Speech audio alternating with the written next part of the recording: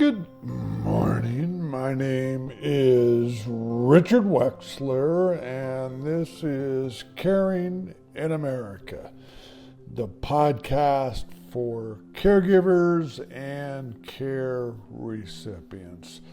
Good morning, folks. Want to have kind of a little interesting conversation this morning about a word. One word. And that word is communicate. Communicate is defined as sharing or exchanging information, news, or ideas. So what does communicate have to do with what we talk about all the time? The complexities of aging, the complexities of care, all the pieces that go into that. I'm not going to mention my four-letter word called plan. I'm going to talk about communicate. So why should we communicate as we age? Think about that question. So let's talk about the typical family. I mean, many times. Is this all families? No. But many times, if there's children in the family that go on to college or go on to a trade school, become adults, they find work, they find careers, they move away from where the family is, where they came from. They move a few miles, hundreds of miles, a couple states, maybe across the country, maybe across the world based on the job that they're working within. So communicate. What does that mean? So in a lot of families, as you're younger, you're reaching out and you're calling mom and dad a lot and you're checking in to make sure everything's okay. A lot of it is maybe you're away at school and maybe there's some homesickness and you need to hear their voice to feel more secure. Then we get a little bit older. Maybe we meet a spouse, meet a partner. At some point, maybe we, the adult children, have children of their own. A lot of times what happens, that amount of communication lessens. People don't call home as much. People don't check in as much. And are those conversations when adult children do check in with parents, are they deep and do they cover a lot of subject area, or are they a little more superficial?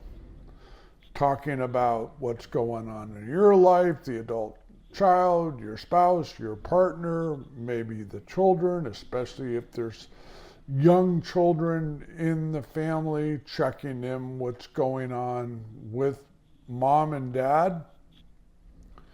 And a lot of times those are the conversations. And you're not really sharing or exchanging information or news.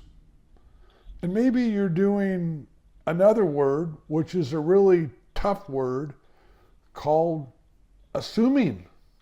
That's a really tough word. I mention that all the time. We don't want to assume. But maybe you as the adult child, you're now in your 30s, you're now in your 40s.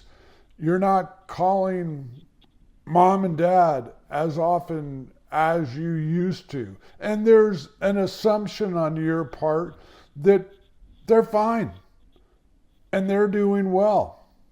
I've talked about the fact that in my specific situation with my wife, we did too much assuming, that bad word, with all four of our parents. We thought they were doing really well. They were active and we thought they were doing well, but they weren't.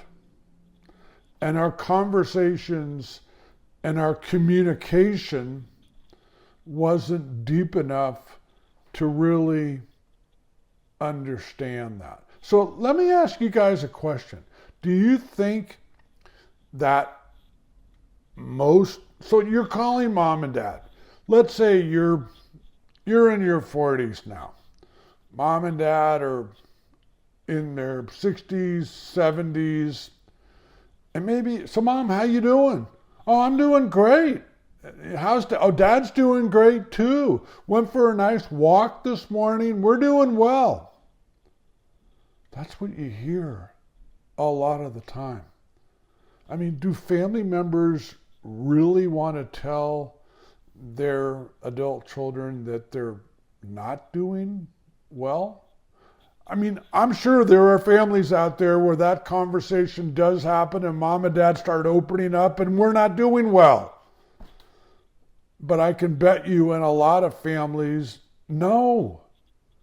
They tend to hide it. Men are worse. We're tough. We're not going to tell someone we're not doing well. I'm not a woman, so I can't speak for women. But I've worked with clients where mom is hiding it as well. She doesn't want her daughter or son or son-in-law or daughter-in-law to understand she's not doing well. Communication. Communicate. Sharing or exchanging information. So what do? We call, we're the adult child. We're 45, 50 years of age. We call home. We don't live anywhere near home. We call home once a week, every other week. And everything's great. Went for a walk this morning. Dad and I just went to the store. We're doing great. Blah, blah, blah. And you believe him. And you assume everything's going well. You know what? We got to change that. Again, I'm not mentioning that four-letter word, but we as a country need to understand when you're the 45-year-old, you're the 50-year-old, you're the 55-year-old. So if we use a 30-year differential to mom or dad, that puts mom or dad in their 80s. Are they really doing well? Are they really going to share and communicate what's going on with them? Or do you need to dig a little deeper? Maybe ask some probing questions that'll get mom or dad to open up. Maybe you want to find out what their daily life is like, what their daily activity is like. Are they literally getting up, somewhat getting ready for the day, somewhat eating, and then sitting on the couch or a chair watching TV most of the day? Or are they really active? Are they getting out? Do they really feel good? Or is something going on? My point to this whole conversation, as the adult children, as we start getting older, again, late 30s, 40s, into our 50s, we still have mom, we still have dad. We have to understand stuff happens. Are mom and dad really taking care of themselves? Are they really watching what they eat? Are they eating the appropriate things? Are they getting a lot of exercise, a little bit of exercise, or nothing?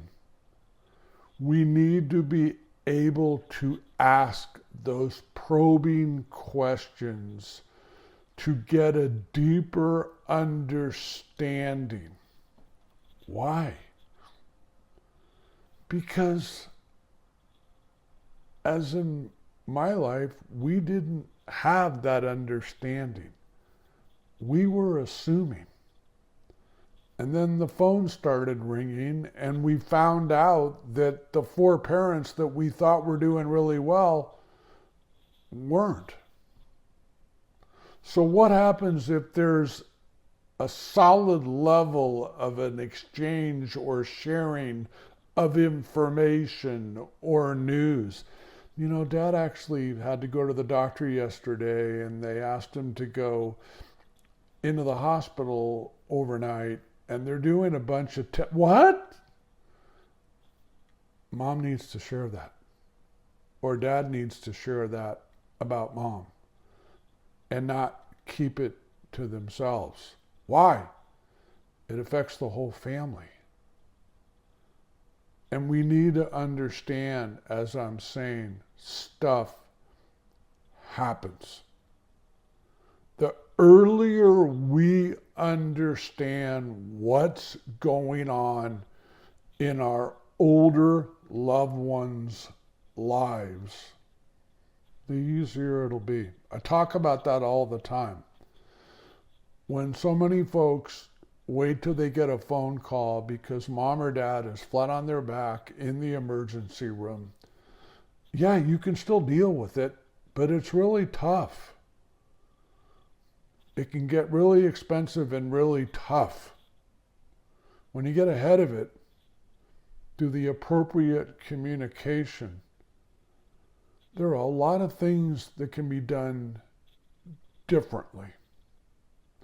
And it'll never be easy, but it'll make things easier for that individual, Mom, Dad, for the family, etc. I'm going to bring this little episode to a close. But if there's anything you learn from this, please communicate. Please, as you age and Mom and Dad age, ask those probing questions. Don't take it at face value. Dad's doing great. We went for a walk this morning. Ask. Find out. Understand. And if things are starting to change, talk to Mom, talk to Dad, understand what's changing, understand how you, your spouse, your partner, irrespective of where you live, can help Mom and Dad out. Communicate. Sharing or exchanging information, news, or ideas. As always, folks, if you want to get in touch with me, comments, questions, would like to be a guest on our podcast, eldered2023@gmail.com. And until we talk again, have yourself an awesome day.